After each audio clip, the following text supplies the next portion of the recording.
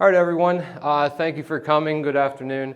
Many of you know me, but if you don't, my name is Mark Madeira. I'm the owner of Mirrock Corvette, and I'm here today to give an introduction to C4 Corvette parts in the presentation that I titled In-Depth and Incomplete. Basically, we're going to be going into a lot of detail on some of these parts here, and with the time that we have, there's no way that we could get through everything. But before we started with that, give you guys a little bit of background on Mirrock Corvette. So we specialize in providing used original parts for C4 Corvettes. We're a full-time husband and wife owned and operated, and many of you may know my wife, Brooke, over there. She is very knowledgeable about these cars as well. We started in 2013, and since that time have handled and sold tens of thousands of parts, and I personally have dismantled well over 100 plus cars.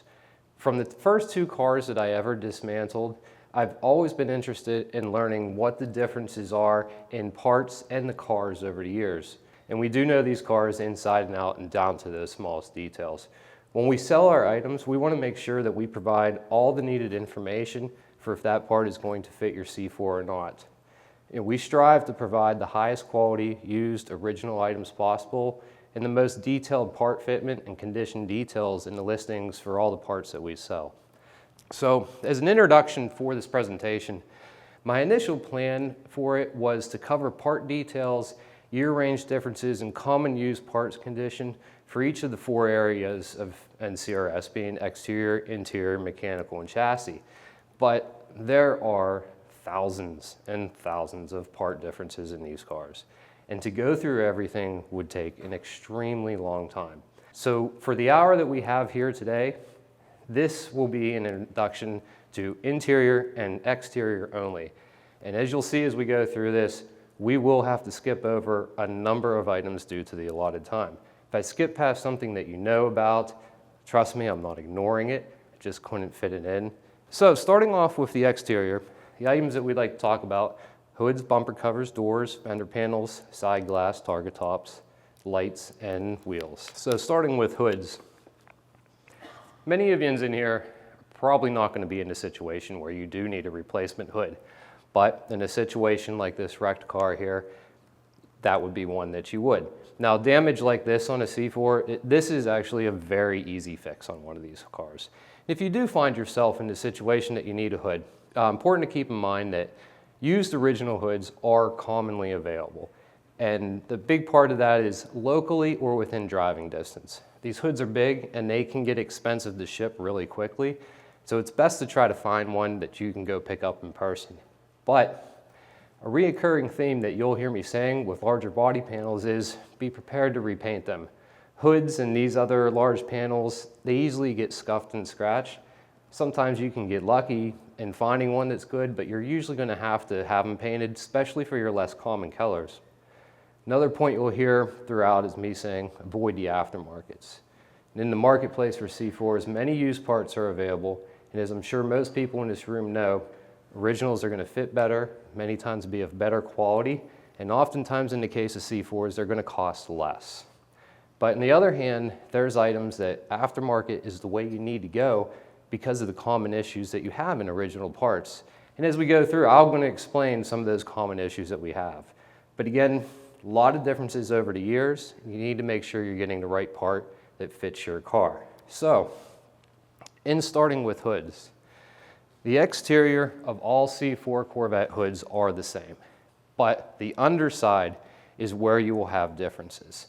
So first off, 1984 hoods, unique for that year only because of the ductwork that is made into the bottom of the hood to bring air to the crossfire intake. Then you have your 85 to 87 and 88 to 91 hoods, and within that year range there are differences, and we'll go into those a little bit more in a minute. And then 92 to 96 hoods. Now the biggest difference between the 85 to 91 and 92 to 96 are clearance indents in the frame rails. So these two main rails, there's indents on each side, and for the earlier cars, they will be the same on each side. On your LT1 cars, you'll have a larger indent on the left side than you do on the right side, and that's for alternator clearance in the LT1 cars. Now, this happened really this 1991. You can find 91 cars that have the larger indent on the left side, and it may be a mid-year change. A little bit further investigation needed on that. But from what I've noticed, I've seen it kind of both ways there. Now on that 85 to 87 and 88 to 91 hood differences, there's some of the differences you'll find. First would be a riveted plate on the bottom of the hood on the passenger side for the early scissor style hood prop. Now, once you got to late 86, that hood prop went to the other side of the car and that plate wasn't really needed there anymore. On your 84s, they didn't use a metal plate like that, so you'd only see that in those years. From 84 up to early 87, you have a radiator clearance notch. This is just inboard of the passenger side headlight, and this notch changed from 88 to this style here. And that comes with the difference of the earlier cars having a straight vertical radiator orientation to a swept back one in 1990. Now, I always used to refer to this as a 1988 change that happened, and this is most likely it happened earlier than the radiator swept back because of pre-production design work. But in preparing for this presentation, I was able to see that this one here, I took the picture from an October 1986 build date, 87. This one came from a late 87 car, May of 87 build date. So some hood years can be interchanged without any issues and others cannot. Some years they can be interchanged, but they will require additional work. This chart that I have here, this is from our website if you ever want to go and look at it. But basically we have the car year on the left-hand side and the hood year above. And basically it's going to let you know that if you're taking a hood from a certain year, trying to put it onto your car, what are some issues that you may run into as far as those clearance indents or hood props or other things of that. Now, it's not going to show you everything from a judging aspect because even within that, there is a lot more differences that you can find in those years. Minor details on the hood. Some years have felt on the underside or there'll be different markings within the hood. But other items at the hoods that will have difference, not the actual hood themselves, the underside inner fenders on the bottom of the hood, they run 84 and 85 to 87. And actually within there, the passenger sides in the 86, 87s will have a minor difference on convertible cars on 88 to 96. Hood prop styles changed, 84, early 86, then late 86 to 87, 88, 91, 92, 96. A lot of year ranges I'll be throwing out here quickly, guys. But underside light lens, they changed from plastic to glass, and even down to the metal hinge plate that's on the front of the hood had changed throughout those years. And these are little differences that you can start to pick up if you really know the cars and the judging aspect. But moving on from that, talk about the front bumper covers. Now, many of you will know there's basically two designs. You have your 84 to 90 and your 91 to 96. If you need a replacement bumper cover, used originals, they are commonly available, but expect the need to replace or paint those. If you have paint chips and cracks in the paint, gouges, they're all easily repairable, but tears or deformations are times that would call for a replacement. You do want to avoid the aftermarkets. They make aftermarket front bumper covers. A lot of times they are a fiberglass hard front bumper cover, and they just don't fit as well as an original. If you've ever had a hood off of a front bumper cover of C4, you'll know that it's really hard to get them lined up, especially at the corners of the hood where the front bumper cover meets the nose. So again, stick with the original bumper covers for those. One thing to watch out for is on the early bumper covers, they can develop a wavy top surface, and that would be above the molding line here on the top. Cars with high amounts of sun exposure, you'll see a wave starting to go across them. You will not see that in the 91 to 96s as prevalent as they are in the earlier ones. Now on a related note, the lower air dams, that would be these pieces of plastic below the bottom there. That's an item that I usually tell people you want to replace those with aftermarkets. The original ones are commonly scuffed up, scraped, just from their low clearance on the car. We usually end up throwing away a lot of those that are just in very poor shape. Now on those, from a judging aspect, original ones, they do have a GM part number stamped on the backside edge that you can see on those. Your aftermarkets are not going to have a part number of them, obviously. They may be void of any markings, or they may have a marking from the original manufacturer. So keeping with front bumper covers, we have our front license plates. License plate fillers, they are a highly requested item, and that's because a lot of them go missing from cars that come from states with front license plate requirements. Used ones are common out there, but uncommon colors maybe not. If you do need one that, say you have a red or a black car, you can typically find a good used one that's painted, but be prepared to have a repaint done on ones that are of those uncommon colors. This is an item that you do want to avoid the aftermarkets. If you ever held an aftermarket front bumper filler in your hand, you'll just feel it's of much poorer quality than what the original ones are. The original ones, for the early ones, the 84 to 90s, they'll be stamped on the back of a GM part number. The later ones will have a GM part number, and they will also have a Corvette cross flags logo on the back side of them. Now, in identifying them when they're off the car, there is a form difference to those between the early and the lates. But one thing that I always tell people, an easy way to spot it, is the difference in the fonts. It's a little hard to see on the red here, but the T's in Vet, they're separate there, and they're going to be together there. There's differences in the font throughout the rest of it, but that's one quick way to point out an early one from a late one if you see just that piece on the table. Now, I also point out these front filler plate screws. Any of you that have had a C4 judged, be familiar with those. They were used on the later license plate front covers, and whenever we see those on cars, we try to save as many of those as we can.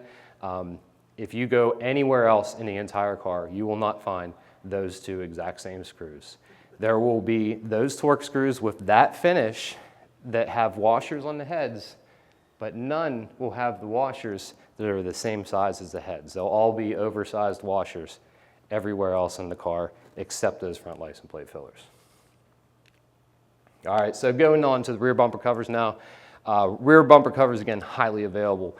When you start taking these cars apart all the time, this is a part that just really stacks up and overwhelms you. Trying to find them locally within driving distance to avoid high shipping costs, expect the need to repaint. There are 3 general styles, excluding export versions, and that would be your 84 to 89. This is a convertible one here with a third brake light in it. Now, the hole that's in the bumper cover for a third brake light on the 86 to 90 years, there's actually a small bezel that is around that brake light there. And you can actually, if you picked up a coupe bumper cover, you can cut that hole yourself, and the bezel is going to hide any small minor crimes that you may make. Likewise, you pick up a convertible one to go put it on the coupe, all right, now you got the problem. You have your 91 to 96, and then you have your ZR1 bumper covers from 90 to 95, that being a 1990 version because of the black molding strips there. Also a smaller emblem on the 1990 ZR1s versus 91 through 95s. Those 4 inches wider, they are harder to source. So if you do need a replacement ZR1 bumper cover, be prepared that you're going to have to take a little longer in tracking that down or repair the one that you have. Now with the molding strips, not just with the bumper cover, but they go around the entire car. But the early molding style strips, these black ones here, they'd be white on the 88 anniversaries, but the same style of molding strip. They are a removable item from the front and rear bumper covers, doors, quarter panels, and the fender panels. While the later painted molding strips, they are only removable from the doors and the quarter panels. And the quarter panels, I mean just this little strip that would be in front of the rear tires. That's a non-ZR1 version. The ZR1 version is actually going to be just a hair shorter than that. And like I said, they're only removable from the doors and quarter panels. This molding strip here in the bumper, that is not a removable item. Now I do show in the middle here this early molding nut. So on the back side of this molding here, this is the type of nut that you would see holding that on there. And the reason I point this out is if you pick up a used bumper cover and you're going to have it repainted and you want to take that molding strip off, if you had that bumper cover, it was sitting out in the elements, those commonly rust. And whenever they do rust, you go to take them off, that stud will spin on there, and then you're not getting it off. You're going to have to either cut the stud. You may, if you get just one, you can cut it off, but if you start getting multiple, you're going to need a replacement molding strip on that. All right, so going on to the doors here, replacement doors for these cars are very plentiful. Again, they are an item that stack up on us, and they are not a common request. It can be easier to replace an entire door rather than repair one, except for the left door with the trim tag, as you guys know all too well about. But the exterior of the doors, they're all the same except for ZR1s. Does not matter if it's a coupe or convertible, but there are internal differences of the doors, and all of those can be worked around if you are replacing a door. And for example, here we have a 90 to 96 door interior, and right in this area here, we have a little indent mark that you can see. This panel right here will be cut out and is where a Bose speaker would be installed if it was an 84 to 89 car. So either way, you could use a later one. If you picked up a door and it has that hole, it's not really that much of an issue.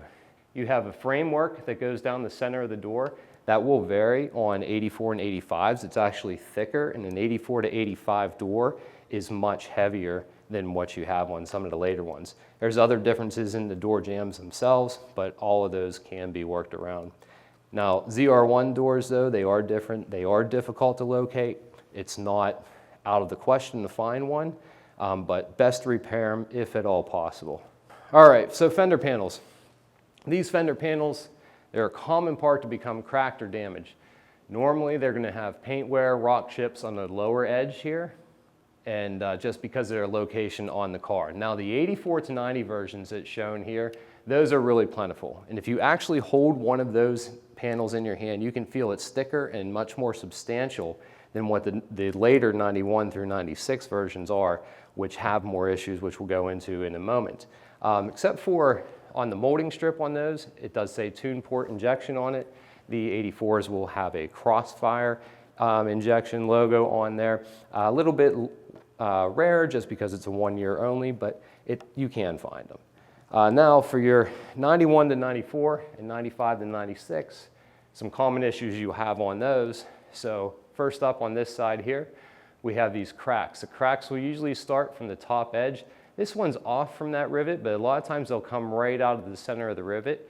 And if you look, I don't like to point out flaws on our own car, but if you look at our ZR1 downstairs, you'll find that one of the fender panels on that does have that crack. This here on the front inside edge, this will be where the front inner fender panel attaches. They'll get cracks in that area where the speed nut would actually, or speed clip would attach to the fender panel. On the bottom here, this lower bolt location, if you've ever taken one of those fender panels off, it's at the bottom of the fender panel between the rocker panel, and you have to slip a 10mm wrench in there. A lot of owners that aren't familiar, they try to remove the panel, they'll crack them around that bottom edge down there.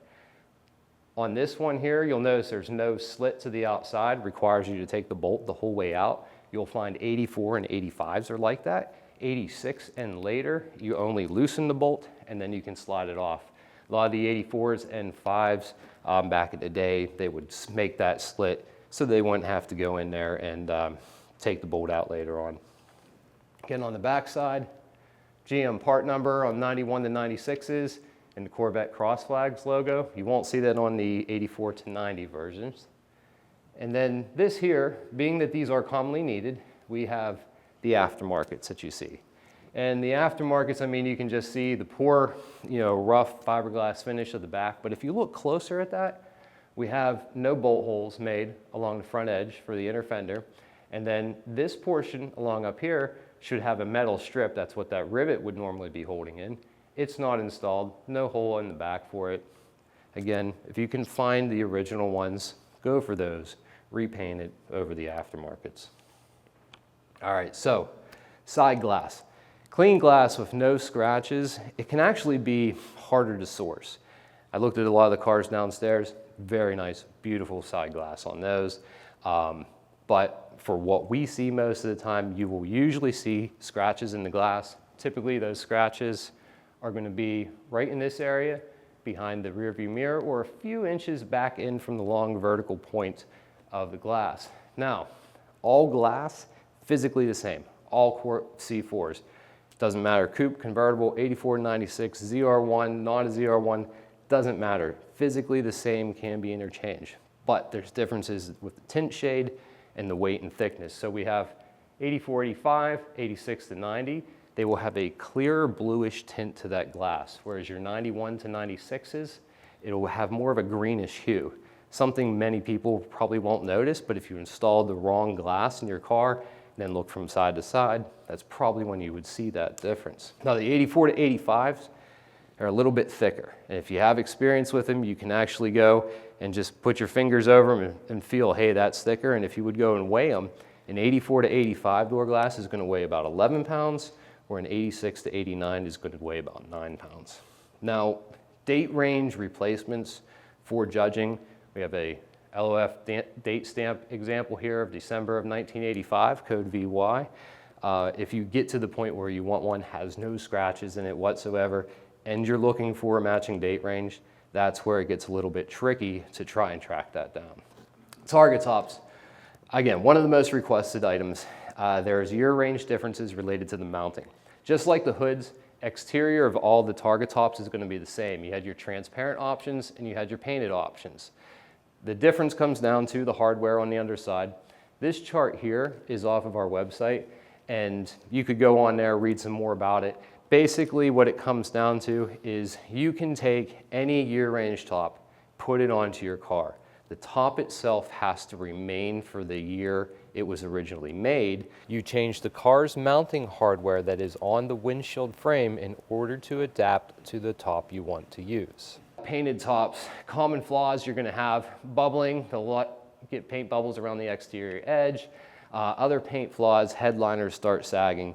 The transparent tops, very common for them to crack, exterior fading. There is a clear coat that is on those tops, and it will begin to fade and get some cracks and scratches along it. And then also what I like to call the spider webbing effect. If you get inside the car and look up out, it'll look like tiny little hairline scratches going everywhere. And that comes with sun age in these, or sun exposure and age in these cars. This is an example of a date stamp that's on them. They do vary over the years.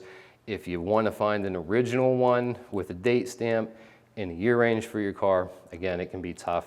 There's lots of aftermarkets. The aftermarkets are good quality.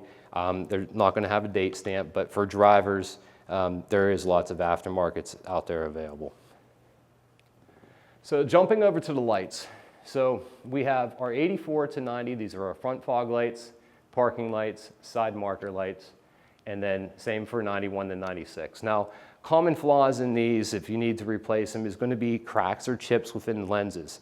Dirt within the lenses on the 91 to 96 side lights and also the front fog lights. There's actually 2 layers of plastic in there, common for them to get dirt in between there, and once they do, it's kind of really hard to get them out. Behind the 91 to 96s, you can pull those lenses apart. It's a little harder to do so. So that's an issue with those. Cracked mounting studs, the 84 to 90s, these have a metal bracket along the back, and the screws that hold that metal bracket to in the mounting post are very common for the housings to become split and cracked on the back side of those. Then faded yellow. The 84 to 90 side marker lights, this yellow portion, it will fade a lot with sun exposure, and it can actually fade a whole lot that it's almost barely yellow anymore. But you won't see that issue on the 91 to 96s. You'll more usually see that this lens becomes darker and faded to yellow. And then also excessive road wear. You'll get a lot of scratches, pits, marks on the front of these fog lights. There's a clear coat on them, and you can refinish them. They will show that road wear more than the 84 to 90s because of that textured surface that's on there. It just won't pick it up as well. Now these side marker lights, I referred to them as 84 to 90 up here, but there is actually a difference. 84 to 87, your socket connector is this style for the yellow portion. 88 to 90, change to that. So something you have to watch for if you're picking up a replacement of those, that you get the right one so you don't have to change the pigtail wiring on your car. All right, with the rear bumper now, we have our 84 to 90s up here. On the side marker lights for the back, same variation exists, 84 to 87, and also an 88 to 90 version. And when we go to our 91 to 96 versions, those side marker lights in the back, you'll notice that these ones are tinted and these ones are clear. So you'll find that on 91 to 96s.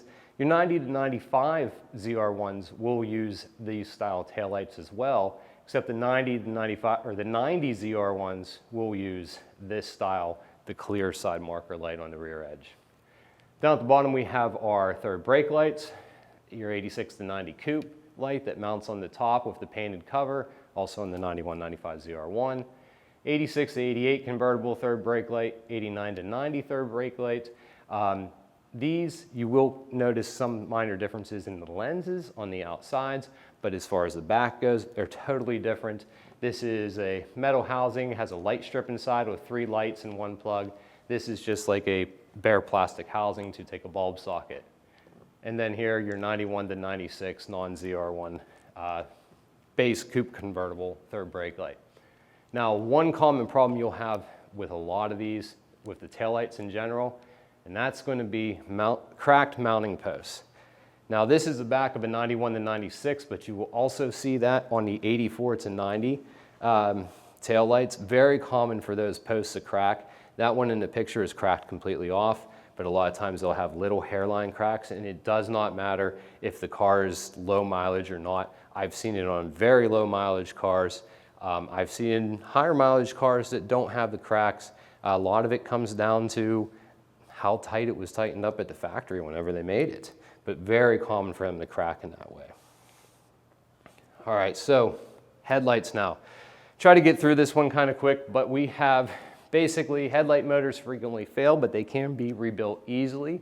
But considering the case with the wrecked car that we had in the first picture up, if you need a complete headlight assembly, they're commonly available, but there's differences you have to watch out for. The first being is you have an 84 to 87 style motor and an 88 to 96 style motor.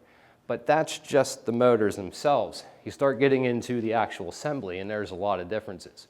For example, these up here, you have 84 and then an 85 to 87, and just some of the minor differences we pay attention to. This is an 84 headlight assembly. This is from the back side if it was mounted up into the hood. And this bracket here is a little bit shorter, not meeting that mounting post. That would be this guy over here. And that's because the 84 hood, with its different ductwork on the underneath, the 85 to 87 light has a little bit longer bracket there and would meet up with that stud correctly. So on top of that, your main other differences in those assemblies comes down to the wiring. You have your 84 to 87, which is 2 plugs, 3 wires each. When you get to 88 to 90, they changed it. The philosophy, it's now had a headlight control module, and those are 2 plugs with a 3-wire and a 2-wire. Then for 91 to 96, they basically combined that into a single 5-wire plug. The painted covers that are on these headlights, those are the same for all year ranges, physically the same. You can change them around from 84 up to 96, but there are differences in the construction that's really only visible once you take them apart. The painted bezel that goes over the top, that's another one of those items that if you held an early one in your hand versus a later one, the early ones have a more substantial construction. They're a little bit thicker. The later ones are lighter. Then there is also the bulb style differences, plastic versus glass, and that changed at a varying rate throughout the early 90s. All right, so we have the exterior wheels.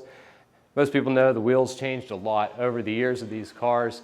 Rather than me going through each one of the differences of these wheels, we'll make a little quiz out of it.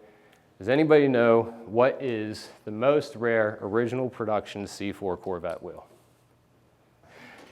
The answer is 96 Grand Sport convertible front wheels. 17 by 8.5 A molds if they're finished in the Grand Sport black. Now, they did make the 17 by 8.5 that were on other collector editions, but if they were finished in the Grand Sport black originally, 190 of those cars produced. Now, the second most rare wheel, that's 93 ZR1 rear wheels, 17 by 11.5. This would actually be the most rare production wheel casting. being that the other one was done, in either the silver or the black finish. So with exterior, as I told you, there's a number of things we skipped. This is just a list of things that I skipped so far, and we can go into a whole lot of more detail in all of those items, and we don't have time, and everybody here would be asleep. Just going down through that list, bumper absorbers, you have variations in the 84 to 90 to later ones, honeycomb versus foam.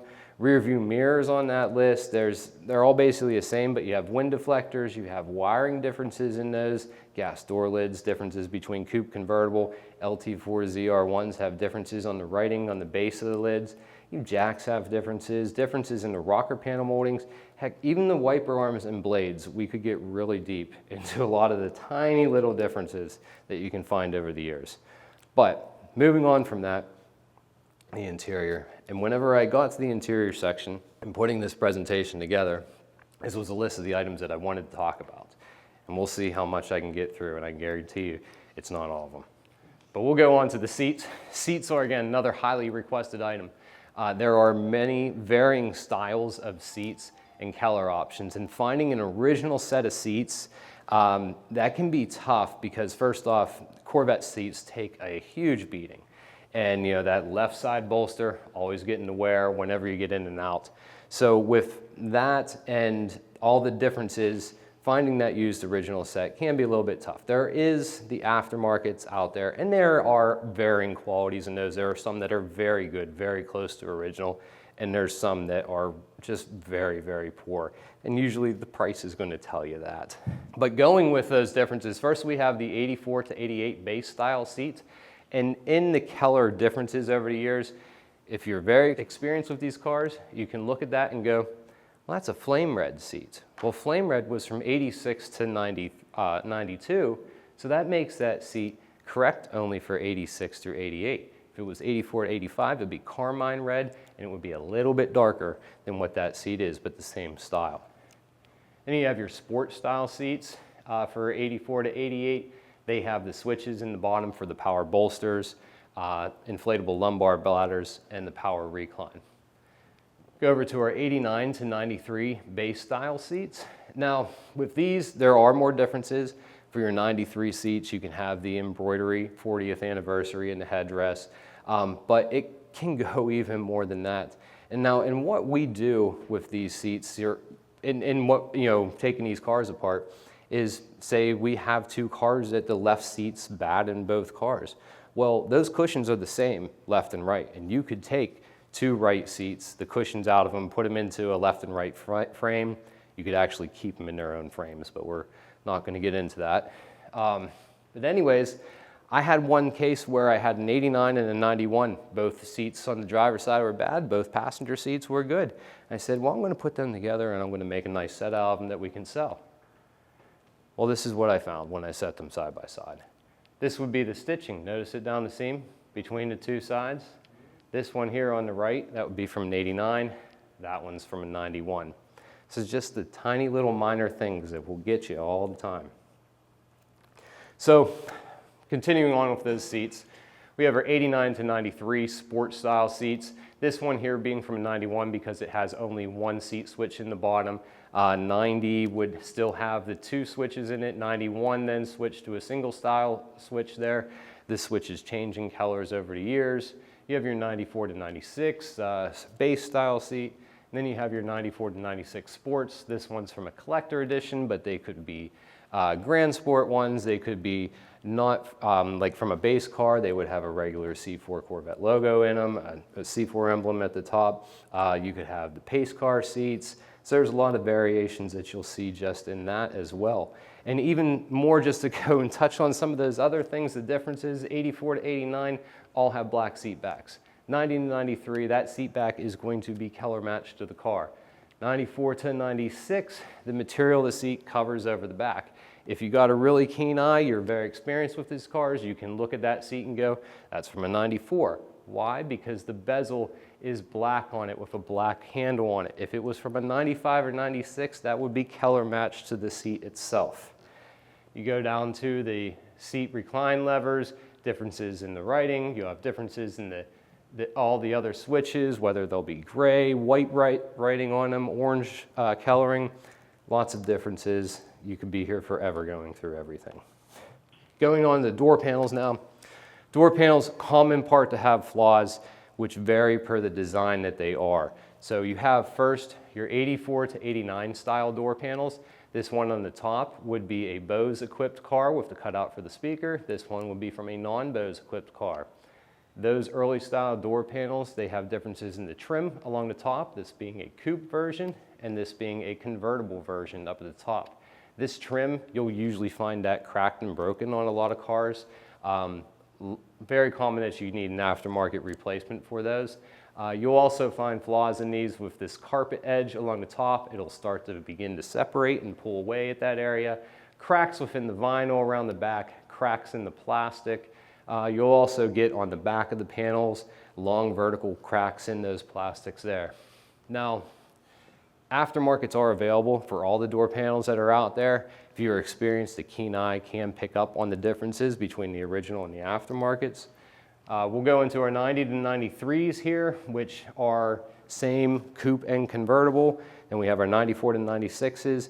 Very similar coupe and convertible. Only difference would be convertible ones do not have an opening for the hatch release switch on the driver's side door on the back of it. We'll talk a little bit more about that in a minute.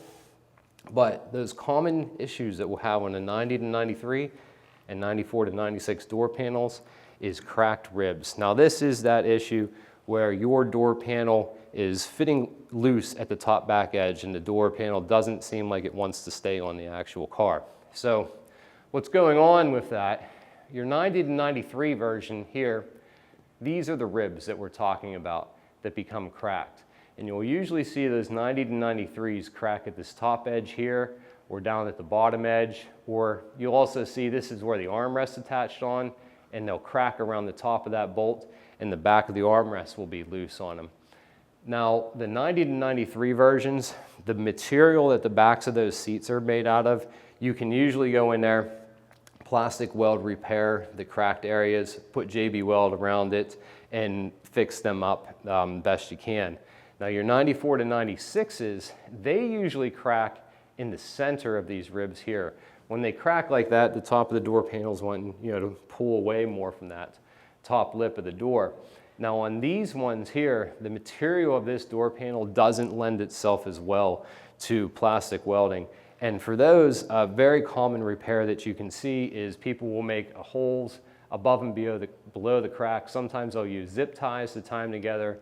Sometimes they'll use metal brace. And actually, I think it was 2 weeks before I was putting this presentation together, pulled a door panel off a car, seen this on there and said, hey, that's exactly the picture I need for this presentation to give an example of that. But that'll help hold that panel back together and keep that top lip from moving off the top of the door panel. So there's a lot of other things that we could talk about with door panels, lots of different switches. For time's sake, we're going to pick one, and we're going to go through the details on those switches there. That's going to be the hatch release switches on the back of the door panels. So first off, we have 84 to 85. This is a rocker style switch. These are very common for these switches to actually break around the bezel that's on them, and they actually carry a higher replacement cost for the used replacements for the 84 to 85 versus the 86 to 87s. Now the 86 to 87s, it's the same style plug, and you can simply take this plug or this style switch if you find it over this one that usually carries that higher cost. Now there's something, little Easter egg I always like to point out to people, and that's this car image that's on these switches. And if you take a close look at that car on there, that is not a Corvette. That is a third-gen Camaro, and the reason that they use that logo on there is in Camaros of the same time frame, the hatch release switch was put in the center of the console. They made a bazillion more Camaros than they did Corvettes. The hatch release switch is going behind the door, so just put the Camaro on it. Doesn't matter what the Corvettes see. You move on past those. 88, they changed the plug style on that switch, and they still have the white face on it. When they got to 90 to 93, when they had all the changeover to the yellow or orange, however you want to refer to it, writing, they changed the color of that. This here is a filler blank. So a 93 coupe, the right side door will not have a hatch release switch, and that filler blank will be in place. The 93 convertibles, the left and right side will use those filler panels, only 93s. You go to 94 to 96, and actually need to do a little bit more checking, but I believe early 94, you'll see some of these on there still. Later 94s, they changed to a generic car image. And I believe that came about because the Camaros of that style, well, they had changed on to the new body style come 93. So let's just go back to that generic car image on those switches from there. Now, a very common problem with these door panel switches is that, or hatch switches, is these plastic tabs on the top and bottom. Very common for them to break when you're trying to take them out. You have to be very delicate, and a lot of times I do end up breaking some of them. And I'm starting to get a little bit of a collection of good working switches with broken tabs that just break when you take them out. So again, these are just little differences of one part. You could go into, for the door panel alone, lock switches, bezels, bezel lights, wiper switches, mirrors, mirror switches. We're going to find all little differences in all those types of items. All right, so now we'll go on talk about the dashes. So the dashes of these cars basically have three styles: 84 to 89, 90 to 93, and 94 to 96. So within those years, you're going to have minor differences on some of the markings and writings, the trim and that throughout the years, but the basic structure is all the same. But when we go and say, okay, what are some of the common issues that we'll see on the 84 to 89s? Well, first one of those things would be instrument cluster bezels, cracks at the top mounting hole. That would be this right here. Very common to see them crack in that location. Actually, that's an 86 to 89 version. They're a little bit thicker on the bottom. If it was an 84 to 85, it's a little bit thinner bezel. They would not look like that on the bottom there. But anyways, they will crack at that top edge, and then you'll also see them crack at the screws on the outside edge. Aftermarkets are commonly available. The finish will vary slightly from what the originals, and a lot of the aftermarkets on this outside edge, there will be a, there's usually a marking there for the hood release handle of where it's located, and on the aftermarkets that won't be there a lot of times. Your radio climate control bezels in those cars, very common for them to get cracks around the lower mounting screws. You'll see small vertical cracks at the bottom. At the top, the mounting tabs, very common to see those with cracks in those tabs at those top edges. The dash pads. Dash pads commonly have the vinyl cracked in them. The one thing that I wanted to point out here with sun exposure, these speaker covers here, which those speaker covers are fake in Bose radio equipped cars. Non-Bose cars, there is actually a speaker under there, but the cloth material will usually fade to a purple color. You can easily fix that material or replace it. You can easily dye it back, but a lot of times high sun exposure, it's going to be purple. 90 to 93. Most of the dash trim and controls differ between 91, 92, 93. That's because of the gray with orange for 90 to 91 and the orange 92 to 93s. Dash vents, same design throughout those years. Again, you'll have the grays, or the 90, 91s being grays and the 92, 93 being black, but go over to the passenger vent, they're black on both of them. But you will see a minor difference, and that's going to be on the little knob there. 90 to 91, little orange dot. 92 to 93, no orange dot in that spot. The dash pads at the top themselves, they usually don't have a lot of flaws with them. You will get cracks along the front mounting tab edges. This is actually where the dash vents would be. If you pull the dash vents out, you'll see these tabs get cracked a lot of time. The glove boxes, they'll bow with sun exposure. Again, poor finish on other of the trim pieces around there, which we will get into some more detail of that here in a moment. The interior dash panels of the 94 to 96. Now these, again, you'll see the common issue, cracks along the tabs along the inside edge, but these ones, very common to have lifting at the front edge there. Cars with some sun exposure, the vinyl will start separating from that plastic, and you'll start getting a curled back lift in that. If it's a little bit, you can actually repair them pretty easy, but once they start lifting, and they start pulling further back into there, it can be tough to repair them and make them look nice again. Now moving over to the dash vent for these, I'd like to point that out as one. This is where you start to get into, actually 92, 93, but you start to get into the black rubberized coating. And these 94 to 96 dash vents, they're a very highly requested item. A lot of times you'll get the scratches, peelings, flaws within that finish. But one thing that I do like to point out is this center cover here, you have to remove that center cover to access the screws behind it. And the mounting tabs that are on the back of them are very small and very delicate. It's extremely hard to get those pieces out without cracking those tabs. And once you crack more than 2, that piece is not going to stay back in there again.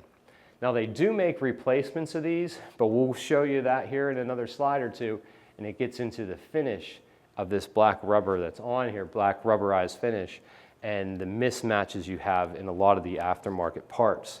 And that's very present in the center consoles, and we'll go to this, those in here in a minute, but we'll have the 84 to 89 version first, and these are just the other versions here that we will walk through. So going with the 84 to 89 versions, there's several variations with these. You know, you have your early versus late 4+3s. That's going to come down to the difference of the overdrive switch, whether it was on the actual shifter or if it was in the actual bezel itself. You have the 6-speed versions, you have the automatic versions, you have printing variations. This is an 89 6-speed version, 86 auto. You can see differences within the printing on both of those. The finish of these, it should be a black shiny finish. A lot of times they will get scuffs and scratches. They can start looking pretty bad with age. Aftermarket ones that are out there, the finish is a little bit off from what originals are, but they're overall not too bad. Very common for them to get cracks at the mounting screws in these locations. And then this inside back edge, you'd find that whenever you open the center console. This crack on that portion there is extremely common in these.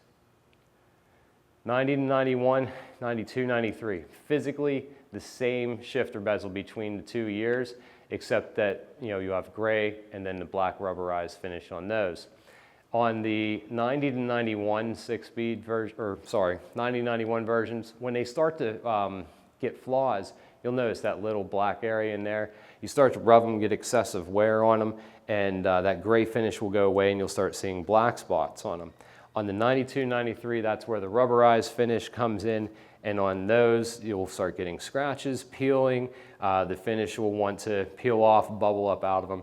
It's getting harder and harder to find good original shifter bezels with that coating on them that is not flawed as time goes on. And when we get into the 94 to 96 versions, that's very similar. There's a difference in the passenger side for those radio bezels, but you can see that there's a flaw in this one. And this is the example that you get with aftermarkets in these. This one here, it's actually very, very bad. And if you look out at some of the aftermarkets that are out there, there is some that are of such low price that it's amazing that they can even make them and sell them. And that would be the example that you would see of that gray finish versus the deep dark black of what they should be.